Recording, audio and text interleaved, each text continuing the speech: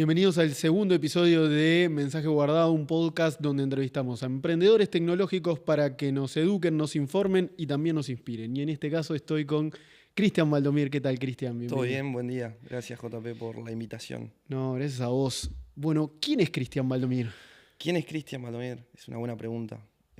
Soy un joven con hambre. Me defino así, un buscavida. Soy de Paysandú, vine acá a Montevideo hace ya 12 años. Vine a estudiar agronomía, no me gustó. Estudié medicina, no me gustó. Terminé haciendo administración de empresa y programación.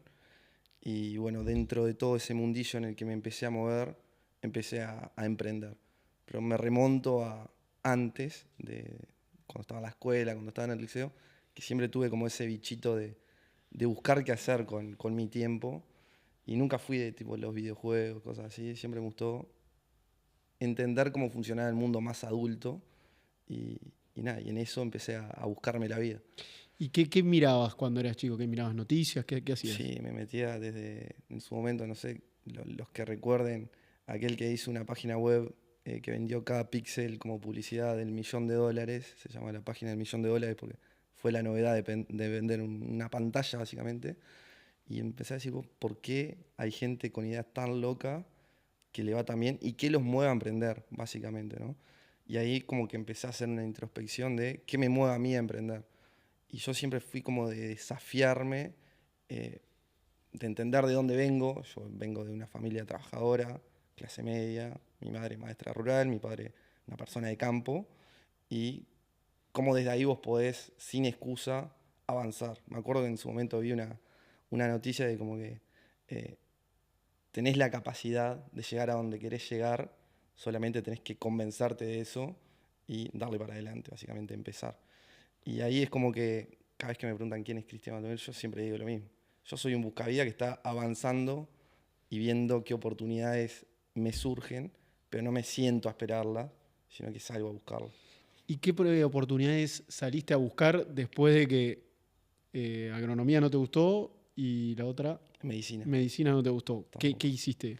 Bueno, ahí me metí en administración de empresa, porque era la tecnicatura que me podía meter con los créditos que tenía disponible viniendo de las carreras, de los bachilleratos que venía. Y ahí entendí todo el mundo empresarial, cómo se movía, desde el misión, visión, cómo funcionaban los procesos dentro de una empresa. Y dije, "Bo, es esto lo que me gusta." Siempre tuve la visión, si se quiere, más chico de emprender. Cuando estudié agronomía pensaba en administrar el día de mañana una estancia, por ejemplo, cómo impactar a gran escala, digamos, desde Uruguay, siempre como pensando en el afuera. Y cuando me topé con esta carrera que te desafiaba, en cierta forma, a pensar más allá de tu mundito, empecé a buscar qué podía hacer. Yo ahí vivía en Positos y cada vez que tenía que cruzar Rivera, era como que se te pasaba la vida, literal. Y veía pasar los ómnibus. Y siempre en los ómnibus ploteado, tipo pedido ya, startup, ¿viste? Empresas de tecnología. Y dije, "Bo, yo me tengo que meter en esto." Está tipo surgiendo todo este ecosistema nuevo de aplicaciones, de la economía colaborativa, si se quiere. Quiero hacer algo de esto. Y ahí se me prendió la chispa, porque veníamos del interior con mis amigos, que vivía con amigos en ese entonces. Ninguno teníamos cobertura médica privada. Ya se nos había pasado el FONASA, digamos. Ya todos éramos mayores. Dijimos, ¿qué pasa si nos pasa algo, básicamente? Y ahí dije, "Bo, yo quiero tener un médico en la palma de mi mano. Es decir, me surge cualquier problema, tocar un botón y que me llegue un médico privado a mi casa, no estar yendo al hospital." Y bueno, de ahí surge la idea de Medico, que fue básicamente mi primer startup, si se quiere, que me partió al medio, ¿Por qué? básicamente. Y porque ahí me di cuenta que emprender no se trata solamente de pedir perdón y después permiso, sino que hay ciertas industrias que tenés que pedir permiso antes de salir. La industria de la salud era una de esas. El timing no era el correcto, si se quiere. Estamos hablando de 2014. Pensar en un pedido ya de médico o en un Uber de médico era medio loco. Era un guacho que tenía una idea loca que no tenía mucho sentido a la hora de escalarla a esa idea, pues necesitaba mucho capital, necesitaba mucha tecnología por atrás, necesitaba conectar muchos actores de la industria, los médicos por un lado. El sindicato médico no estaba muy de acuerdo con eso, pues iba en contra del negocio de las mutualistas. Y ahí como que empecé a crecer, si se quiere, en entender cómo funciona esto de emprender. Que muchas veces, como digo, no es cuestión de lanzarse y saber que todo va a estar bien, sino que te vas a empezar a chocar contra todo, pero es parte de ese proceso que te conduce, yo creo, a un bien mayor, ¿no? El hecho de, si no lo haces, si no lo intentás, no vas a saber jamás si te va a ir bien o mal. Entonces, este proyecto de médico, uniendo puntos para atrás, como yo siempre digo, me llevó a crear mi primer startup formal, porque esto obviamente son ideas y uno empieza a comprar un dominio y lo saca y lo prueba, pero no tenés como la empresa constituida por atrás. Pero lo que me pasó con médico fue que me profundicé tanto en el problema, profundicé tanto en cómo desarrollar tecnología. Yo venía de cabeza de agrónomo, hice bachiller de agronomía, bachiller de medicina, no tenía idea de cómo programar. Estaba muy vinculado a la tecnología porque siempre fui medio friki, pero no sabía programar. Entonces ahí tuve que aprender a programar para hacer una página web, que básicamente empecé a copiar código HTML, CSS, JavaScript, y empezar a ver lo que yo quería visualizar, ¿no? Me topé con esa magia de poder crear. Pero bueno, uniendo punto para atrás, como te decía, eso me llevó a crear KucoWin, que fue mi primera startup, que comenzó como una agencia digital, si se quiere, en el que una vez un compañero, yo jugaba al rugby en ese entonces, íbamos en el Omni y me dice, vos, mi vieja es abogada, quiere hacer una página web, ¿vos sabés hacerla? Sí, no tenía ni idea de hacer página web, pero eso va un poco en esto que te decía, de ser buscavida y animarse a ser cara dura, como yo digo, animarse a decir que sí y después ver cómo lo resolvés, ¿no? El tema es que eso fue la génesis de KucoWin. Hice una página web que fue la página web más fea que te puedas imaginar, cero funcional, pero bueno, fue mi primer dinero que conseguí vendiendo un servicio digital. Si se Pero quiere. vos con el primer emprendimiento ya sabías que te querías dedicar a algún emprendimiento tecnológico. Sí, sí, sí, sí. Yo ahí, mi primer trabajo que tuve acá en Montevideo fue en un call center de Scotiabank y era un trabajo que no me gustaba para nada. Y dentro de ese momento en el que vivía yendo a trabajar a Ciudad Vieja, al call center, yéndome a estudiar después y estudiando por mi cuenta en la noche de cómo hacer la aplicación de médico que quería hacer, me di cuenta que lo más cercano a la magia que existía era programar. Yo no tenía ese background de tecnología que necesitaba como para programar. Entonces empecé a hacerme las primeras herramientas que era diseño web, desarrollo web. Después eso obviamente empezó a crecer y a entender un poco a medida que fui avanzando también en algunos trabajos que arranqué a trabajar en tecnología, en empresas de software. Me di cuenta que había una oportunidad muy grande en toda la parte de staffing, de cómo mucha gente que era muy buena desarrollando, muy buena en su stack tecnológico, por ahí no se sabía vender tan bien o no conseguía clientes como yo podía llegar a conseguir. Yo siempre fui muy cara dura, de nuevo, de golpear puertas, ¿no? De ponerme a conversar y entender que no existen los negocios B2C, B2B, sino que es H2H, de humano a humano. Y en eso empecé a hacerme muchos contactos, estando acá en Montevideo, y por eso KucoWin, que arrancó con esa idea de página web en su momento y tratando de hacer este producto para médicos, que me partió al medio, pero por suerte pude colocar una beta en Santiago, Chile, que más o menos me permitió entender cómo funcionaba una startup en general, aprender todo lo que era un link canvas, aprender a desarrollar, a crear el producto en general, a cómo hacer un roadmap de producto. Eso me llevó a que después KucoWin empezara a crecer de verdad, que no solamente se dedicara a vender páginas web, sino a colocar personas en otras empresas, hacer staffing, hacer productos de software ya más a medida. Y bueno, esa empresa que surgió casi sin querer, a mucho ¿Cuántos huevo y clientes, honra. cuántos clientes tuvo? Y en total más de 100 clientes, entre páginas web y desarrollo y staffing de personal. Lo cierto es que escaló a 22 personas y en un momento yo siempre seguí laburando en otras empresas de tecnología, de telecomunicaciones, y en un momento dije, esto me está dando mucho más de lo que me da mi trabajo formal, digamos, me tengo que abrir, y en el momento que me decido abrirme, que me enfoco 100% en eso, tipo, tiene un crecimiento exponencial muy fuerte, al punto tal que en 2023 me dio la oportunidad de vendérsela a un grupo chileno y ahí fue como, a medida de eso obviamente fui emprendiendo otros proyectos. Yo a KucoWin lo usaba mucho como trampolín de mis ideas. Yo tenía gente trabajando en diferentes proyectos y cuando esas personas se quedaban sin ese proyecto laboral que me contrataban, básicamente le tiraba ideas para que no se queden de brazos cruzados. Y así surgió Urubán, que fue la génesis de Mozart, que es donde estamos hoy en Ajá. día. O sea, vendiste y a partir de ahí empezó una nueva vida. ¿Cómo fue ese proceso que decís, bueno, yo esta empresa necesito venderla, desprenderme y también todo ese vínculo emocional que tenés con algo que vos conociste, por más de que haya nacido sin querer, como decís, que lo viste crecer, es como un hijo, ¿no? 100%. Y a mí lo que más me costaba era como por un lado, querer soltar a Cuco en ese momento, pero por otro lado, no poder hacerlo.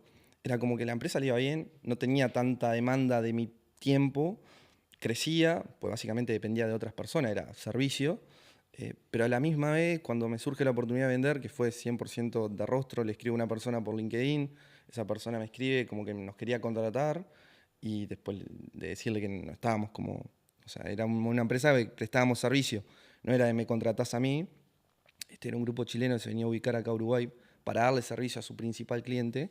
Entonces, después de un ida y vuelta, tuve la oportunidad de poder llegar a un número que no me hice millonario, pero me permitió salir y tener un poco más de espalda. Pero vos la fuiste a buscar porque querías venderla. No. Mi idea siempre fue vender Ah, servicios, o sea, no vender la empresa. vos querías venderle y nació esa posibilidad y Sí. dijiste que sí. ¿Cómo dijiste? No dije que sí enseguida, fue como mucha de charla de, yo en realidad quería sacar un buen contrato y tener como este kiosquito, yo le llamaba kiosco a mis ideas, este kiosquito funcional sin tanta demanda de mi tiempo. Ahora cuando surge la venta, que llegamos a un número, estuvo interesante esa negociación, porque yo soy muy del número del 7 y el 3 y quería que ese número tenga tipo, esa terminación en el momento de concretarse la venta. Eh, nada, lo que sucede ahí fue que a mi nivel emocional uno mira para atrás y siente como ese orgullo de decir, listo, después de pasar por tantas, pues yo llegué acá a Montevideo y vivía con 8.000 pesos al mes, comer fideos con arroz o fideo con pan, literal. Entonces llegar a ese momento fue como un momento, sí, de orgullo, de satisfacción, pero enseguida el otro día bueno, no me cambia la vida esto, o sea, yo tengo que seguir laburando en mis proyectos. Sí, lo que me permitió fue como animarme a más. Hoy era como que yo siempre dependía de un laburo formal, pues tenía ese miedo, ese gato que me corría de atrás, de vos, si no tenés un sueldo fijo, tu empresa mañana capaz que se cae así, porque vos sos el último en recibir guita. Cuando emprendés, siempre te pasás a un lado, siempre tu equipo está primero. Entonces, uno viviendo acá con alquileres, con compromisos, necesitaba como tener ese respaldo, ¿no? Entonces, sí, cuando hice la venta fue como, listo, ahora me puedo animar a darme contra todo de nuevo, de lleno, pero con esto de no sentir tanto el gato, porque uno lo sigue sintiendo, y empezar a correr un poquito más al queso, ¿no? Yo siempre me ubico como en ese lugarcito de que soy un ratón que tiene un queso adelante, pero en realidad lo que me hace avanzar es el gato que tengo atrás. Y yo creo que todo emprendedor un poco se mueve por eso. Ahora cuando te baja un poco esa incertidumbre, esa ansiedad que uno tiene cuando emprende, nada, te permite manejarte de otra manera y animarte a hacer otras cosas. Y vos, cuando decidiste y empezaste al día siguiente, bueno, necesito emprender, empezaste a buscar de nuevo, a caminar, o cómo generás la idea de generar el nuevo emprendimiento que es Urbank, ¿no? Urbank ya venía funcionando, Ah, en bien. realidad. Urbank nace en 2018, en realidad, con una idea de hacer un banco digital. Y ahí empiezo a averiguar qué necesitaba para hacer un banco digital en 2018, copiando el modelo de Ualá, copiando el modelo de Revolut en Europa, el modelo de Nubank en Brasil. Y eso avanzó, pero muy en versión idea. Compré el Ujú. dominio, hice una landing divina, pero no pasaba nada. O sea, no había un banco por atrás. Había gente que se registraba a una lista de espera, pero no tenía nada más que eso. Entonces empecé a ir al Banco Central, a hablar con las autoridades del Banco Central. Primero no me dejaban ni pasar la puerta, después me hice de un contactito ahí que me permitía ir a la sala de espera. Y dentro de esa sala de espera empecé a conocer gente de la industria financiera que yo conocía por LinkedIn, porque me movía así de vender otro tipo de soluciones, pero empecé a tener conversaciones más humanas con esas personas. Por eso yo siempre digo la gente se conoce mejor en un asado, en una sala de espera, nada, en un bar, que en cuestiones más laborales, ¿no? Que uno como que usa caretas. Y yo siempre trato de tener una careta por fuera. Y bueno, ahí empecé a dar con gente muy, muy crack, que la empecé a conocer desde otro ángulo, dueño de financiera, gerente de cooperativas, directores de banco acá de Uruguay, y empecé a sacar contactos. Cuando llego a hablar con las autoridades, que me doy cuenta de todo lo que necesitaba para abrir un banco acá en Uruguay, que no era nada fácil, Imposible. era súper complejo, desde licencias hasta mucho dinero para tener como respaldo. Dije, bueno, esto no se puede hacer, pero sí ya tenía una plataforma, ya estábamos trabajando con un equipo y habíamos armado como una especie de core bancario, entre comillas, que la quería vender. O sea, yo había hecho un producto, no se estaba vendiendo básicamente. Se lo ofrezco a un montón de financieras acá a la vuelta, a nadie le interesaba. Hice como un flip hacia venta de préstamos pymes, a nadie le interesaba, hasta que llega la pandemia. Llegó la pandemia y ahí una financiera me llama, una financiera acá de Uruguay del interior me llama, me dice, che, Cristian, vi la plataforma, buenísima, me encanta, muy lindos colores, me acuerdo, me dijo. Ahora, yo no necesito esto. Yo necesito, estoy cerrando sucursales, necesito seguir vendiendo. O sea, mi gente se está yendo a sus casas, las sucursales quedan cerradas, ¿cómo le vendo yo a mi cliente? ¿Cómo le llego yo a mi cliente que está en el interior profundo? Y hoy en día la gente ya se está desaplicando, o sea, competir en una aplicación en tu celular es muy difícil. Entonces, ¿qué vimos en ese momento ahí en la pandemia? Que lo que estaba creciendo más fuerte, copiando modelos de WeChat, por ejemplo, en China, era WhatsApp, ¿no? Entonces ahí le propusimos a la financiera vender créditos por WhatsApp. En realidad vino un poco del lado de ellos esa idea de ser un canal fuerte WhatsApp. Vimos que tenía impacto y obviamente le dijimos que sí, que lo ¿Y cómo podíamos le hacer. fue? Bárbaro. O sea, eso ahí fue cuando Urubank realmente empezó a crecer como Urubank, que no sabíamos ni lo que hacíamos. O sea, no sabíamos si éramos un marketplace de crédito, no sabíamos si era una empresa que le prestaba servicios de software a financieras, o si éramos lo que nos vendíamos, una empresa que automatizaba procesos comerciales de entidades financieras. Lo bueno fue que entramos a un programa ahí de Scale Up, de Endeavor, que claro, nos cambió la cabeza. Ahí nos dimos cuenta por gente muy crack, por emprendedores de Endeavor que iban a contar sus historias de cómo funcionaba el mundo afuera. Nosotros ya estábamos vendiendo un poco para afuera. Yo siempre fui comercial desde que estoy acá, entonces las empresas de acá ya estaban mirando mucho afuera y este contacto por LinkedIn, por mail, por llamadas en frío, yo siempre como que le agarré ese gustito a poder venderla al de afuera, como era muy desafiante. Pero acá fue como un boom de no solamente le podés vender al de afuera, sino que le podés vender al cliente grande de afuera, Claro. a un banco de afuera. Ahí obviamente te vas topando con otros micro problemas que te surgen de temas de compliance, temas de seguridad, de cómo vos de pronto sos una empresa que tenés que cumplir con un montón de regulaciones para poder venderle a un banco en otro país, sobre todo, ¿no? Cómo tenés que hacer el tema de los cobros después en otro país. Todo un quilombo que lo fuimos salteando y ahí nos dimos cuenta de que desde Uruguay se puede, desde Uruguay podés crecer. Siempre miré mucho a Sergio Fogel desde el inicio, desde que estaba con AstroPay o a emprendedores de ese calibre. Y obviamente que uno un poco mama esas historias y dice, vos, si esta gente pudo, ¿por qué nosotros no podemos? O sea, ojalá podamos llegar en algún momento a ese tipo de estadio, pero lo bueno que tiene el hecho de copiar a los que ya vienen trazando un camino es entender que vos te tenés que ir matando a palo contra todo, pero que podés llegar a buen puerto si no te cansás. Pues yo creo que hoy en día el emprendedor que le va bien versus al que le va mal, solamente es cuestión de que persistió más, fue más resiliente, fue más cabeza dura y nada, un poco eso, ¿no? Hay una frase que me gusta mucho, que es lo que diferencia un ganador de un perdedor, es básicamente que lo intentó más veces. Ese ganador en algún momento fue un perdedor y siempre pienso en eso, ¿no? Uno se topa todo el tiempo con fracasos cuando emprende, el 99% del tiempo son problemas, entonces tenés que entender y controlar esas emociones. Yo hago mucho terapia ahora, porque tenés que controlar esas emociones de manejar muy bien el ego, la humildad y sobre todo las ganas que tenés para adelante, porque o sos muy bueno y sos un creído bárbaro, o sos un fracasado. Entonces, regular eso para poder avanzar, para poder seguir hacia adelante, es muy difícil y está Sí, bueno siempre hablar con los que ya pasaron por eso. no, y además es todo lo que uno se dice a sí mismo y no te das cuenta de que te lo estás diciendo Mal. también, ¿no? Ujú. Es un tema eso. Pero quería volver a lo de, bueno, créditos por WhatsApp, porque hoy no ofrecen créditos por WhatsApp. ¿O a qué se dedica Mozart en Bueno, general? eso escaló bastante bien. Empezamos a trabajar con bancos re grandes a nivel regional. Los logos que te puedas imaginar estuvieron laburando con nosotros en algún momento, desde una POC, un piloto, hasta en producción.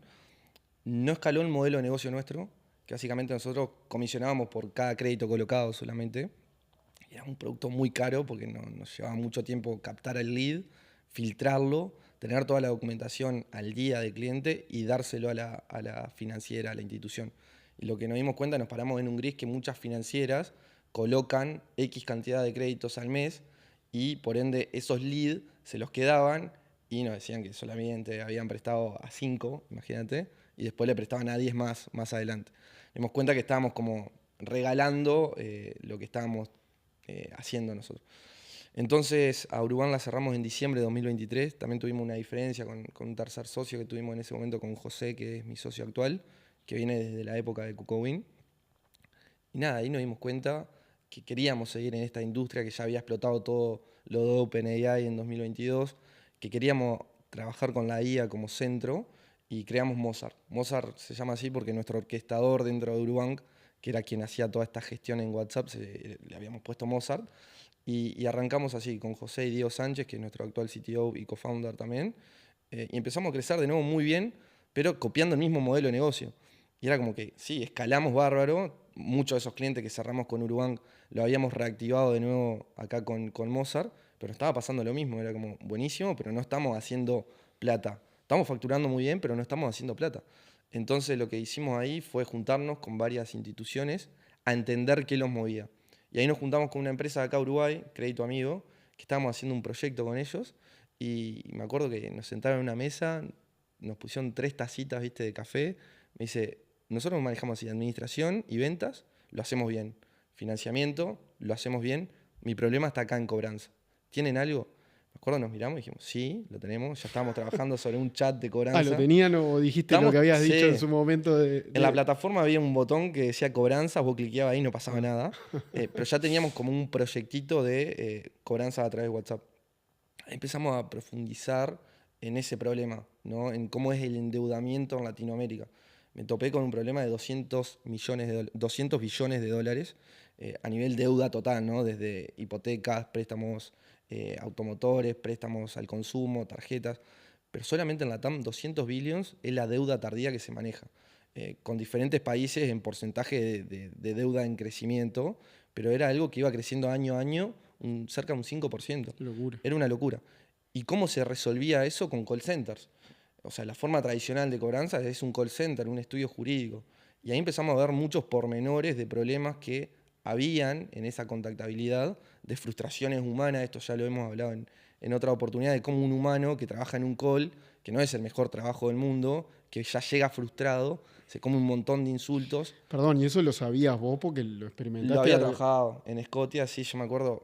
Lo que me hizo renunciar en ese laburo de Scotia, que en realidad era una empresa tercerizada de Scotiabank, era que en un momento, me acuerdo, llamé a un veterano y el loco me contó la historia de por qué se había quedado endeudado. Y yo pensé enseguida en mis abuelos y fue como, yo no quiero estar haciendo este trabajo que era básicamente muy agresivo, muy de sicario. Nada, quiero hacerlo de forma empática. Ahora, no te permitían los speech con los que vos te manejás en un call center por los objetivos a los que tenés que llegar, ser empático. Vos tenés que ser agresivo y decirle sí, para evitar un proceso judicial, usted tiene que pagar en esta semana. Y yo sabía que por atrás que eso no era verdad, que el tipo tenía posibilidad de negociar la deuda, pero no lo podía decir. Claro. Entonces, con todo eso por atrás y entendiendo el cómo funcionaba hoy en día, los problemas que había entre humanos a humanos, de yo te llamo con toda la frustración del mundo, vos del otro lado tenés un montón de problemas además de la deuda, había que encontrarnos en algún punto y ahí nos dimos cuenta que el dolor principal que hay, independientemente a todo lo que es empatía y situaciones más blandas del contacto humano, es lo que cobran las jurídicas, lo que cobran los call centers y cómo se pierde mucha información por atrás a la empresa final. O sea, ese banco que terceriza la recolección de deuda de la cartera pierde mucha calidad y satisfacción del cliente porque vos si tercerizaste con un X, ese X la verdad que no le interesa tanto cómo se siente tu cliente y por ende quien sale perjudicado el día de mañana es la institución financiera por el maltrato que tiene esa persona con el cliente. Si bien hay un montón de... O sea, estamos hablando de inteligencia artificial cobrando deudas a humanos. Exacto, exacto. O sea, no lo imaginaba, me imagino, antes de 2023. ¿Y cómo lo recibe la gente eso?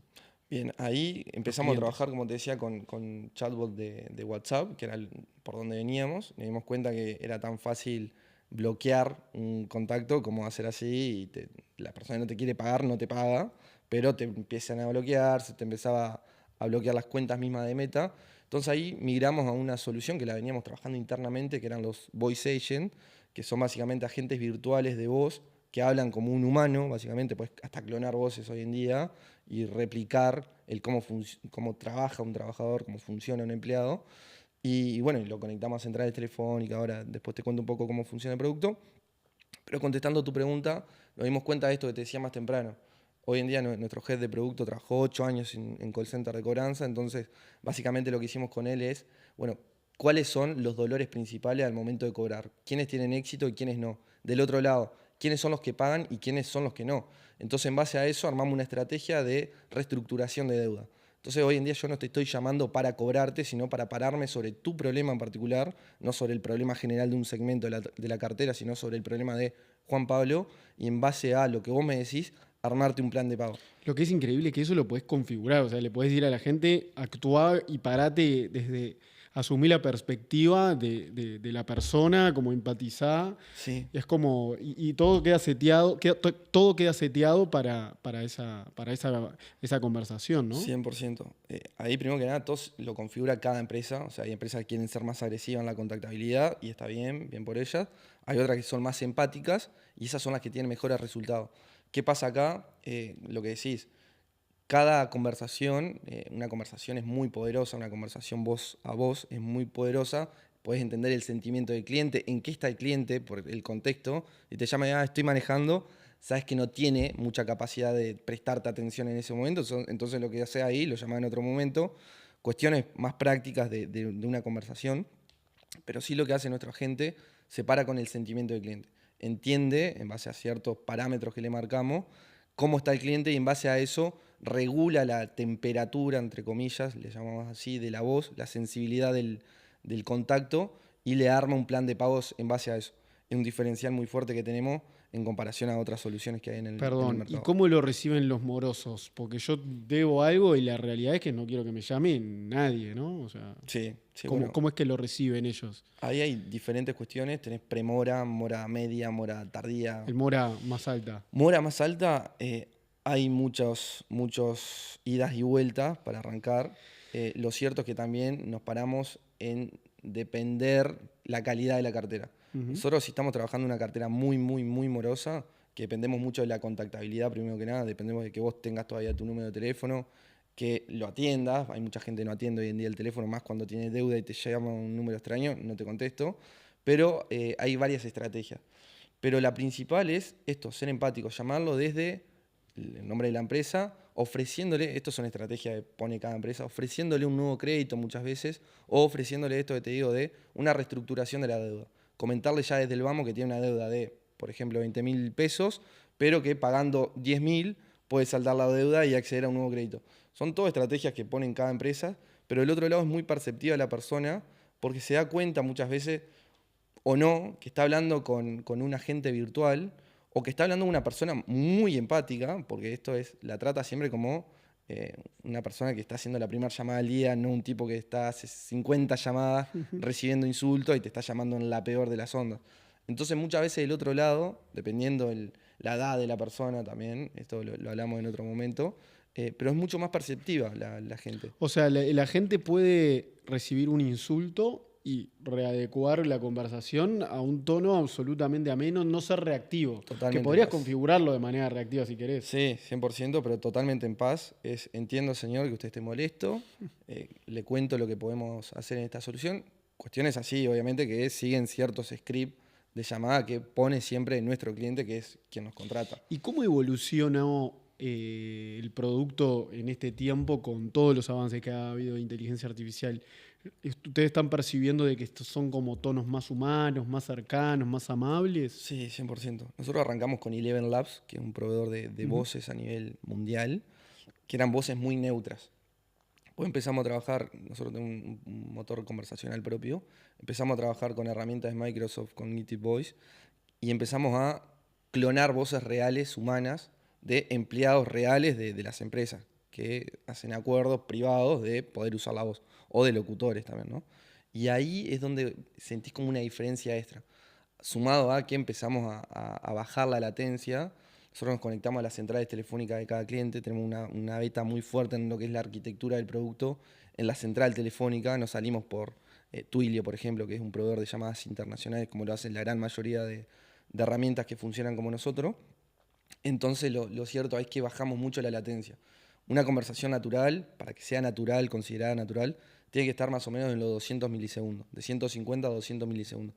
Nosotros hoy en día estamos en 800 milisegundos, lo cual para nosotros es una locura. La tecnología va a seguir avanzando y nos va a permitir bajar mucho más eso, pero es cierto que tuvimos que rebuscárnoslo. Entonces, ¿qué hicimos? Le pusimos ruido de fondo, le pusimos tipeo de teclas.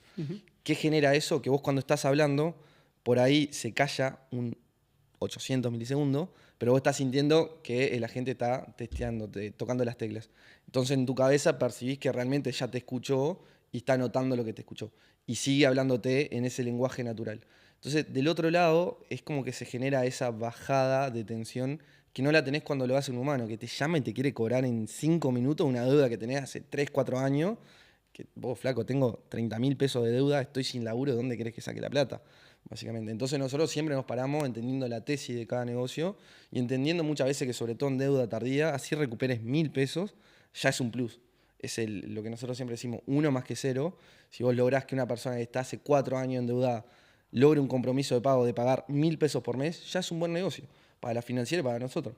Entonces, eso tratamos de trasladárselo siempre al usuario final, hablando de antemano con cada institución financiera. Pues nosotros hacemos otra cosa independientemente de la cobranza per se, hablando con ellos de tus costos operativos son mucho más bajos de lo que tenés actualmente con tu call center o con la jurídica o call que estás tercerizando. Ahora, parte de esos márgenes que tenés de ganancia, dejalos como beneficio del cliente final, para que nosotros podamos negociar de forma mejor esa deuda. Claro. Y te consulto sobre, claro, la inteligencia artificial y todos estos desarrollos que vos mencionás, o el emprendimiento que ustedes llevan adelante, es un emprendimiento que no sé si lo ves así, pero podría ser afectado, amenazado por un desarrollo, no sé, de Eleven Labs o de Meta o de cualquier plataforma en donde diga, bueno, le ofrecemos a clientes que quieran cobrar deudas esta herramienta. Y todas las startups, pasa un poco ahora con lo que está pasando con Sapia, Sí. todas estas empresas como que se van a ver afectadas. ¿Cómo se llevan con ese vínculo que, bueno, pueden desarrollar algo parecido y el emprendimiento puede verse amenazado? Sí, la amenaza siempre está, sobre todo en AI, que cada día te levantás y tenés una noticia nueva. No sé, también le pasa a las empresas que estaban trabajando con AI en el marketing. Salió Meta y dijo que iba a ser todo agentes de AI para marketing. Eh, Nada, se cayeron un montón de startups. Lo cierto es que nosotros tratamos de diferenciarnos en nuestro propio motor conversacional, enfocado en un segmento de cliente, una vertical que es cobranzas, manejando mucha data por atrás que estamos entrenando a la forma en cómo persuade la gente y entendiendo que no solamente son las estrategias de vos cliente, sino que hay muchas estrategias de otras empresas por atrás que están entrenando al motor en sí. Entonces ahí, básicamente, independientemente a que pueda salir una herramienta, justo ayer nos juntamos con un inversor que nos decía, ¿qué te impide a vos que venga, no sé, un Globant y desarrolle lo mismo? Y eso siempre está. Independientemente de eso, yo creo que lo interesante acá es pensar en la ejecución. O sea, ideas hay un montón. Yo mañana tengo un equipo de desarrollo y puedo clonar un Uber. Ahora, ¿voy a lograr lo mismo que Uber? Y no tengo la capacidad de Travis de ir a buscar los fondos de capital que consiguió, no tengo la capacidad de expansión global que tuvieron ellos en su momento. Y lo cierto es que ya pegaste primero y sos Uber. Entonces yo creo que un poco lo que estamos tratando de hacer nosotros desde el vamos, sobre todo en Latinoamérica, nosotros no miramos Estados Unidos, sobre todo en Latinoamérica, es que una persona piense en el momento de cobrar una deuda que está Mozart. Obviamente están surgiendo otras que competimos, que son muy buenas, la competencia siempre nos eleva, como dice Pierpaolo Barbieri de Voilà. Lo cierto es que está ahí, o sea, es el gato que nos corre. Yo siempre le digo lo mismo al equipo de desarrollo, sentido de urgencia, muchachos. O sea, cada día es una semana para nosotros, en esta industria que cambia continuamente, que es sumamente competitiva. Tenemos que estar tratando de liderar un segmento en particular. Nosotros hoy en día la vertical es cobranzas con AI, pero estamos abriendo también un poquito la cancha, entendiendo que lo que estamos generando en sí es un agente virtual, un trabajador virtual, que no solamente escucha y responde, sino que hace. Entonces ahí también está la plataforma que generamos, que no es solamente un agente de llamadas, que se conecta a troncales telefónicas, que es también un diferencial muy fuerte, sino que es un agente que ejecuta, que hoy en día con toda esa data que embebe, desde una conversación por WhatsApp, por mail, por llamada, te puede conectar a tu sistema o mismo nuestra plataforma para ejecutar las tareas, desde un seguimiento a un pago, calendarizar próximos contactos, enviarte el link de cobro, ver que efectivamente pagaste o no. Son cuestiones más prácticas de entender la visión general de esto, que no somos solamente una empresa de agentes virtuales, sino que estamos generando una próxima generación de lo que nosotros llamamos AI Workers. Sentimos que el trabajador, el trabajo sobre todo, de alto volumen pero bajo valor, va a tender a desaparecer, se va a empezar a apalancar mucho de herramientas como la nuestra, que nosotros, yo siempre digo, no estamos vendiendo herramientas, estamos vendiendo un recurso en sí, no vendemos un SaaS, no es un software as a service, sino que hoy en día es un recurso como servicio, básicamente, es sentar a una persona virtual en el lugar de un trabajador O sea, humano. ¿vos creés que se va a vender más recursos que un software, que una herramienta, que, o sea, lo Sí, interpretan así? sí, sí, sí, hoy en día sentimos que todo este mundo de AI está yendo hacia soluciones agénticas que ejecutan tareas. ¿Y han pensado de que ese recurso también sea del otro lado del mostrador, no? Yo como deudor, capaz que necesito un agente que negocie bajo los parámetros que yo le configure. Sí. Eso es muy posible de ver. Ya te pregunto sobre el futuro. O sea, ¿qué es lo que es más probable que suceda? ¿Que nosotros también tengamos nuestros propios agentes? Sí, a ver, yo siempre digo lo mismo, yo no tengo la bola de cristal, pero sí lo que estamos viendo yo leo mucho TechCrunch y estoy continuamente viendo que sale en Y Combinator también, que están haciendo las startups allá arriba. Sí, hay muchas empresas que hoy en día se están parando en soluciones más personalizadas para que cada persona tenga un copiloto. Hoy en día todas las grandes empresas venden estos copilots, ChatGPT hoy en día es un copilot, Perplexity es un copilot, Copilot de Microsoft es un copilot. Ahora, lo cierto es que independientemente de esas soluciones que vos le preguntás y te responden, yo creo que el día de mañana vamos a tener como un cerebro operativo cada uno, entendiendo todo el contexto que nosotros le vamos a ir volcando para quien ejecute realmente las tareas sea esa IA. Es algo muy falopa, siempre digo lo mismo, pero no es tan loco si te pones a pensar en 3 años para atrás. Bueno, ChatGPT lanzó Pulse, que es un poco eso, ¿no? Que Exacto. se anticipa a lo Exacto, por que eso te digo, estás decías. continuamente avanzando en cuestiones prácticas de que, nada, está yendo para eso y la idea de Sam Altman de tener ese sueldo universal no es tan loca cada vez que seguimos avanzando. Cristian, ¿qué mensaje te han dado en el pasado a vos particularmente que te guía un poco o es tu leitmotiv o tu faro para a la hora de trabajar todos los días en Mozart? A mí, Charlie Correa, un jefe que tuve en dedicado, me dijo una vez, che, guacho, hay que ser soldado antes que general.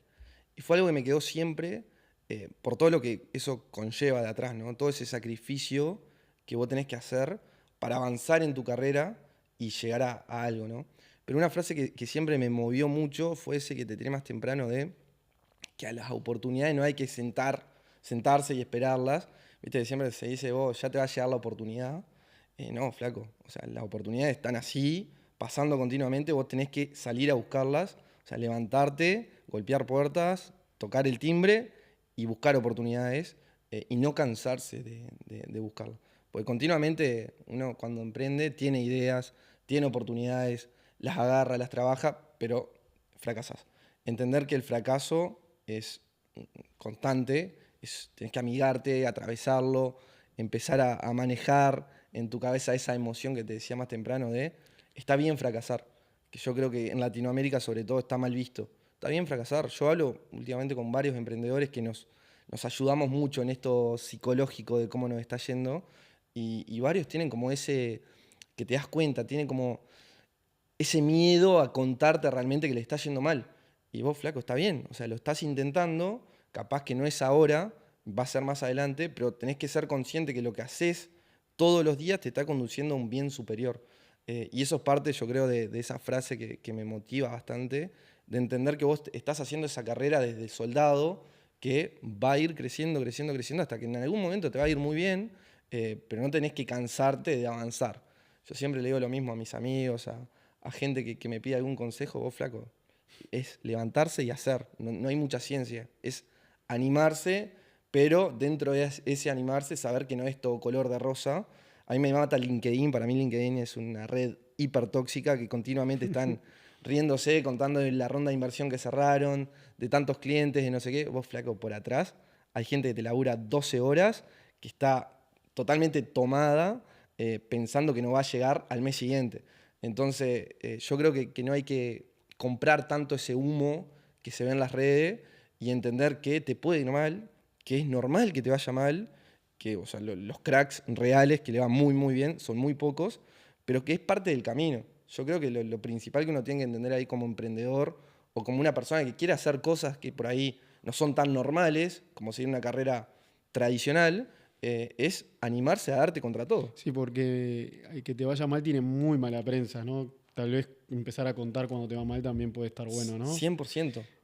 Pero bueno, son como enseñanzas que nos dejan para pensar en el futuro. 100%. Yo ahí estoy tratando últimamente, no le doy tanta bola a LinkedIn como antes, pero estoy tratando de contar un poco más ese lado B, ¿no? De entender que muchas veces en lo psicológico te está matando, si bien soy consciente de que si querés avanzar tenés que pasar por esos procesos, pero lo que me mata es ver otros emprendedores que te das cuenta que el flaco te está mintiendo en la cara muchas veces, de que está bien, que le está yendo bárbaro, cuando en realidad, yo trato de decir últimamente, a nosotros el principal problema que tenemos hoy en día en Mozart es que crecer en recurrencia mensual nos cuesta mucho, porque el tipo de cliente que le estamos pegando tiene un montón de barreras de entradas burocráticas, de compliance, de regulaciones que hay que cumplir, y por ende muchas veces quedo en un piloto muy extendido Claro. antes de tener una recurrencia mensual fuerte. Entonces esas cosas me gusta empezar a transmitirla, porque por ahí decís, sí, están trabajando con Bancolombia. Sí, a Bancolombia estoy vendiendo esto, le puedo llegar a vender esto el día de mañana, pero hoy en día no cumplo con la capacidad que me pide Bancolombia para poder crecer de esa manera. Y está bien, son procesos. Entonces, cada vez que hablo con emprendedores, como te digo, trato de sacarme el gorrito y decir, oh, flaco, mira que nos estamos muriendo por dentro. ¿Te permite avanzar eso? Sí. ¿Es parte del proceso? Sí. ¿Está bueno bajar la pelota y decir, listo, me rindo acá? Depende de qué querés. Hay que entender también que ahí hay momentos, hay gente que tiene prioridades que vos por ahí no las captás. Hoy en día mi prioridad es matarme y seguir a palo emprendiendo, dándome contra todo. Capaz que la prioridad de otro no es esa, es bajar la pelota, trabajar en una empresa corporativa y que te vaya bien, comprarte tu auto, comprarte tu casa y que te vaya bien. Y está bien también. Es como que mucha gente, yo creo que hoy en día tiene muy romantizado el emprender. Emprender porque nos lavaron la cabeza con la película de Facebook de que todo el mundo podemos hacernos millonarios rápido. Sí, sí. Y no es así. No sé, yo respeto mucho a mis amigos que trabajan y le va muy bien laburando en empresas grandes o que emprenden de forma más pequeña con un kiosco, con cuestiones así más prácticas y le va bárbaro. Y amigos que por ahí no le va tan bien también, le digo, oh, son momentos, o sea, no tenés que venderte como Superman todo el tiempo. Está como ese concepto instalado en la cabeza de mucha gente de que si no te va bien en lo laboral, fracasaste. Sí, sí. No, y además capaz que podés estar emprendiendo en otros aspectos de tu vida y no decís que estás emprendiendo. O sea, pues, Exacto.